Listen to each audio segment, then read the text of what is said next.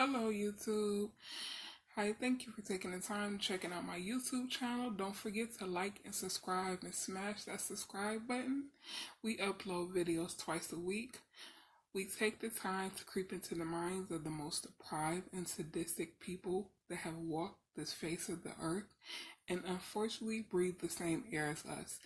Today, Sicko, we will be discussing is Carl Eugene Watts. Let's get into the video.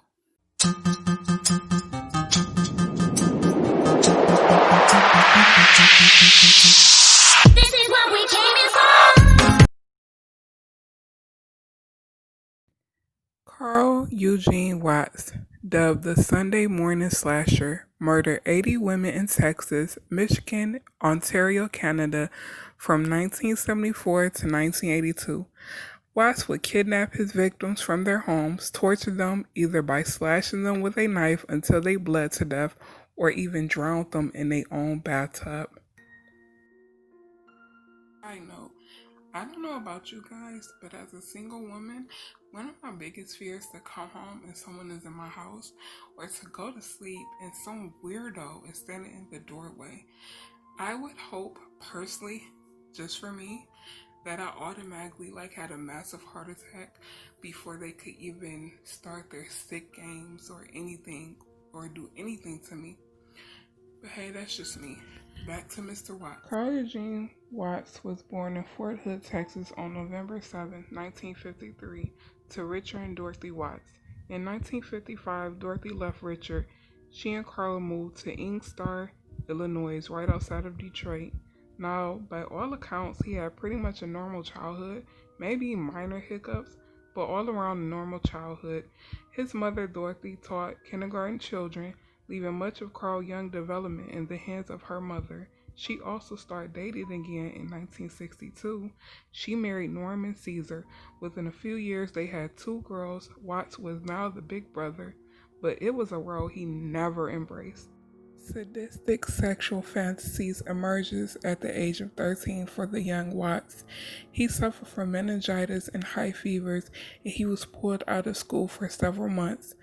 During his illness, he entertained himself by hunting and skinning rabbits. He also enjoyed constant fantasies involving torturing and killing girls. School had always been challenging for Watts. When he was in grammar school, he was a shy and withdrawn child and was often teased by the class bullies. His reading skills were far below that of his peers, and he struggled with retaining much of what was being taught. When Watts finally returned to his class after being sick, he was unable to catch up. The decision was made to have him repeat the 8th grade, which humiliated him. Which I would be humiliated, but that is so embarrassing.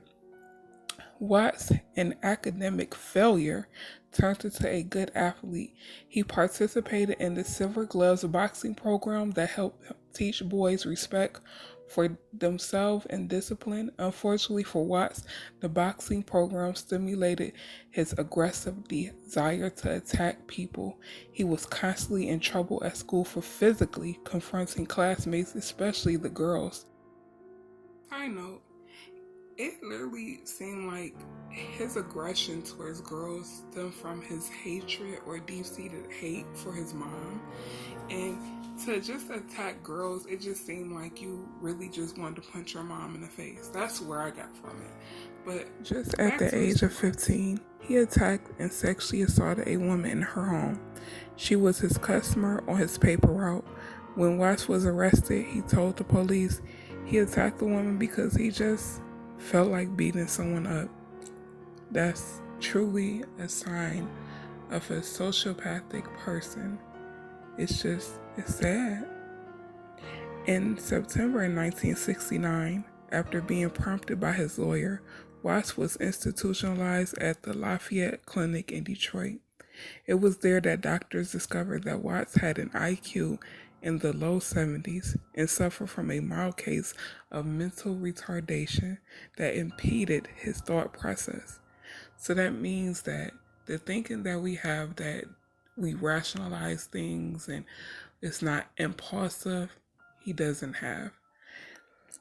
However, after only 3 months, he was evaluated again and placed on an outpatient treatment despite the doctor's final review, which described Watts as paranoid with strong homicidal impulses. The doctor wrote that Watt's behavior controls were faulty and that he displayed a high potential for violently acting out. He ended the report by saying Watts should be considered dangerous. Despite the report, the young and dangerous Eugene Watts was allowed to return to school, his penchant for violence unknown to his unsuspecting classmates. It was baffling, the decision that almost assured a deadly outcome. It was like the doctor was trying to let the authorities know that you potentially have a homicidal child, young, you know, young adult. He's a teenager, but they can't, it's certain laws that they're restricted to confidentiality that they can't break. So they can only kind of give them an inkling like this is not going to be without proper treatment. This can potentially turn into a serial killer, which that's what he turned into. High school and college years. Watts continued high school after his release from the hospital. He returned to sports and his poor grades. He also took drugs, which was that described him as severely withdrawn. He was also often disciplined by his school officials for being aggressive and stalking his female classmates. From the time that Watts was released to the outpatient program in 1969 until the time he graduated in high school in 1973, he only went to the outpatient clinic a few times, despite the fact that school officials were constantly having to deal with his violent episodes. Wow. After finishing high school, Watts was accepted to Lane College in Jackson, Tennessee on a football scholarship, but he was expelled after 3 months for stalking and sexually assaulting women for being a prime suspect in the unsolved murder of a female student. Second, psychological evaluation. Watts was, however, able to return to college, was even accepted into a special scholarship and mentoring program sponsored by Western Michigan University in Kalamazoo. Before attending the program, he was again evaluated at the outpatient facility, and again, doctors said that Watts was still a danger and had a strong impulse to beat up women. But due to the patient confidentiality laws, staffers were unable to alert Kalamazoo authorities or officials at Western Michigan University. I mean, it's just, these are the laws that we have to abide by, and it can be a lot of time detrimental to the public. On October 25th, 1974, Lenore Nizaki answered her door and was attacked by a man who said he was looking for Charles. She fought back and survived. Like, wow. 5 days later, Gloria Steele, 19, was found dead with 33 stab wounds to her chest. A witness reported her speaking to a man at Steele's complex who said he was looking for Charles. Diane Williams reported being attacked on November 12th under the same circumstances. She survived and managed to see the attacker's car and make a report to the police. Watts was picked out in a lineup by Nizaki and Williams and arrested on assault and battery charges. He admitted to attacking 15 females but refused to talk about the Steele murders. His attorney arranged for Watts to commit himself into the Kalamazoo State Hospital. The hospital psychiatrist investigated Watts' background and learned that at Lane College, Watts was suspected of having possibly killed 2 women by choking them. He diagnosed Watts as having an antisocial personality disorder. Competently dangerous. Before Watts' trial for the assault and battery charges, he had a court-ordered evaluation at the Center for Forensic Psychiatric in Ann Arbor, Michigan. The examining doctor described Watts as a dangerous and felt he would most likely attack again. He also found him competent to stand trial. Carl, or Coral as he started to call himself, pleaded no contest and received a 1 year sentence on the assault and battery charges. Like, come on, this guy, like, wow. It's like, how is it that he had a pattern and y'all still allowed him out in the public? He was never charged in the murder of Steele, and in June 1976, he was out of jail and back home in Detroit with his mother. The Sunday morning slasher emerges. Ann Arbor is 40 miles west of Detroit and the home of the University of Michigan. In April 1980, the Ann Arbor police were called to the home of 17-year-old Shirley Small. She had been attacked and repeatedly cut with an instrument resembling a scalpel. She bled to death on the sidewalk where she fell. Glenda Richmond, 26, was the next victim. She was found near her doorway, dead from over 28 stab wounds. Rebecca Greer, 20, was next. She died outside her door after being stabbed 54 times.